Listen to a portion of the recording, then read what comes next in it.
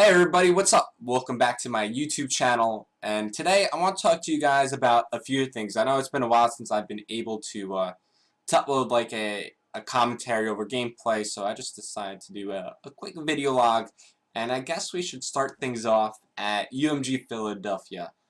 If you guys didn't watch the event, or you didn't follow the news that was going on there, I attended the event, of course, playing, not commentating.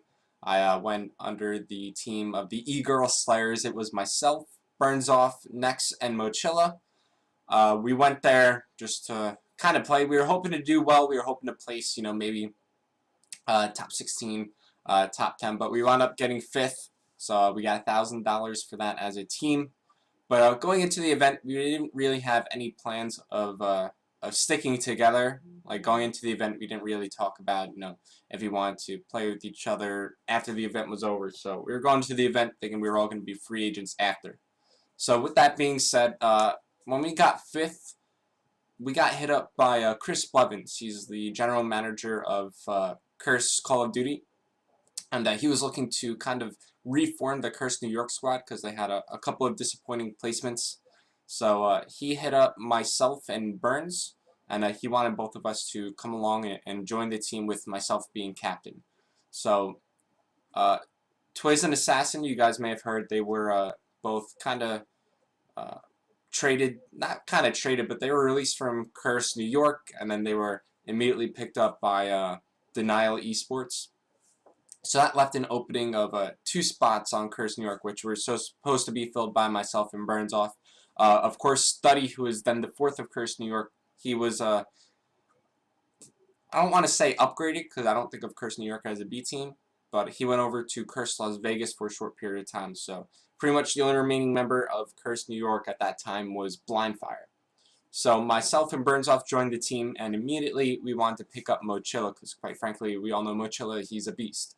So right then and there, within a few days of us announcing that we were joining Curse New York, we found our 4th member. Mochilla seemed really excited to join. So let's say maybe 2 days after UMG Philadelphia ended, we were under Curse New York. It was myself, Mochilla, Burnsoff, and Blindfire, and that's still the roster as it is now.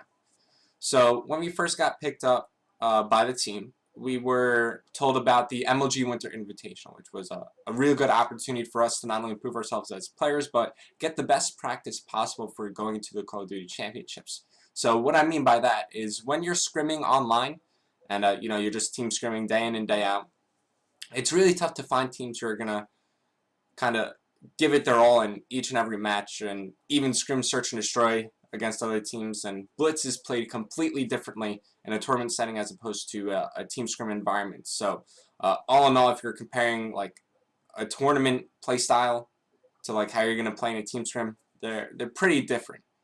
So the Winter Invitational was a big deal to all of us, and we were able to play our first matches. Now, it wasn't supposed to be our first matches. We were supposed to play I think 2 others, one against Envy and one against Team Caliber on Tuesday. So the 21st, I think it was. I don't know. Let's just correct myself. Today's Thursday, so yeah, 2 days ago. The 21st was supposed to be our first matches, but due to some exploits in like the Call of Duty servers, we were unable to play those.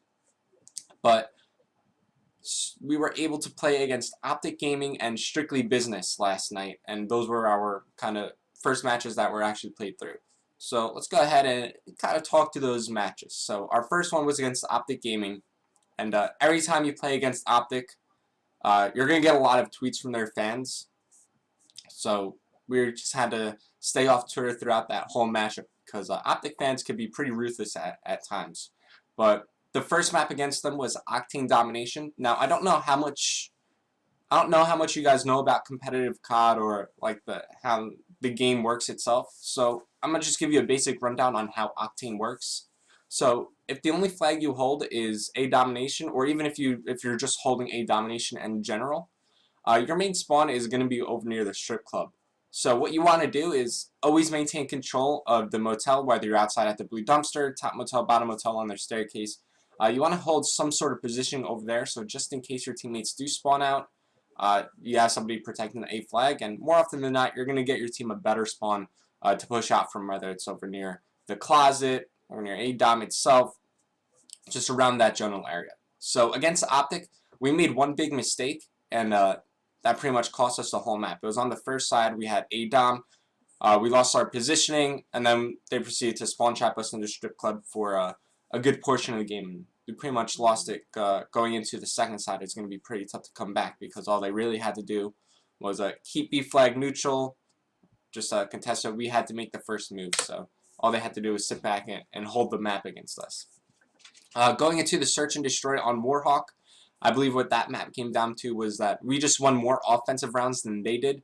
I feel like we have some pretty good offensive strats, and we throw some weird things at our opponents. So, just a general tip for you guys when you're out there making strats for your teams for search and destroy. On offense, you want to show the other team, of course, the same hand over and over again. So whether you always smoke A-bomb, you always smoke mid-street, you always smoke B-bomb. But then you want to have, of course, different pushes to each bomb site so that, you know, that smoke is going to be effective over at mid-street because you're going to be able to be aggressive up mid-street, run around, and then they're going to be forced to watch that. So what we did is our second offensive round, we did an all-out mid-push where we throw 2 smokes on mid-street, and we just try to make it a chaotic round. Even if we lose that round, which we didn't, we won it, but that's not really a strategy designed to win. It's a strategy designed to make your opponent think. So in the later rounds, of course I wasn't watching their VOD, I have no idea, but our goal behind that push is to make them, you know, change up their defensive strategy, which it felt like they did because we were able to move around more at the B-bomb site. We were able to move around more at the A-bomb site because if we keep throwing these smokes at mid-street, then they're going to keep panicking and they're going to, you know, be watching our push through mid. But anyways, we won more offensive rounds.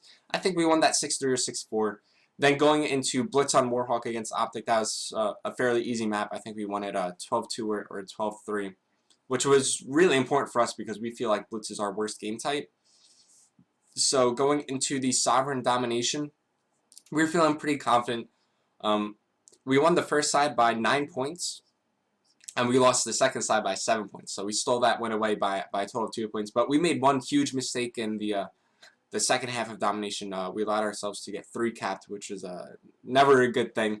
And that allowed them to start man and come back. Fortunately enough, we were able to stabilize in the final minute of the game and take that. So we won our first series against Optic Gaming 3-1. Then we had a really tough challenge ahead of ourselves, playing Strictly Business, and I hold them in pretty high regard. I think they're a very talented team, and they showed it at Philly where they placed 4th, I believe. But coming to this match, they were playing with a fill-in. They were playing with Proof instead of Fears. So first map against them was, of course, Octane Domination. We played this time around much better because we learned from our mistakes against Optic. And we didn't get flustered a lot. I believe they had like they kept B off the start. Then we just slayed them out, and we were able to maintain 2 flag control for most of the game while being annoying at their home flag.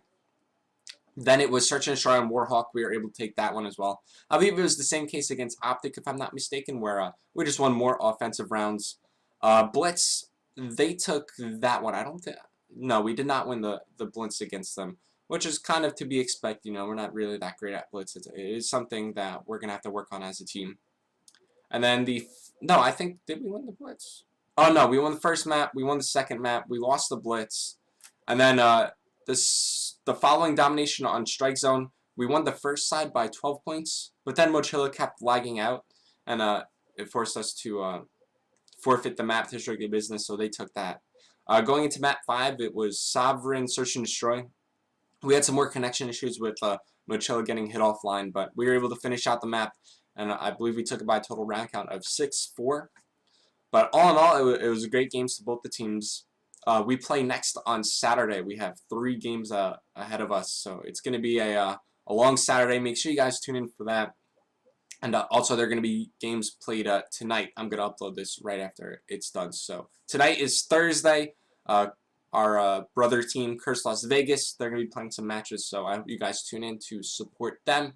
But yeah, that's going to wrap it up. Just kind of giving you guys a quick update on what happened from UMG up until last night. And we're going to be streaming a lot on the MLG TV channel given to us, Curse New York. I'm going to drop a link in the description down below if you guys want to go ahead and check it out. They're daily rebroadcasts, so if you missed any action from, let's say, the Winter Invitational, you know, all you have to do is watch the rebroadcast and you could be all caught up. But as always, guys, I'm Revin. I don't really have an outro, so I'm gonna just end the video. I don't want to steal that from Big Timer though, but I don't have an outro. Anyway, guys, I'll see you later.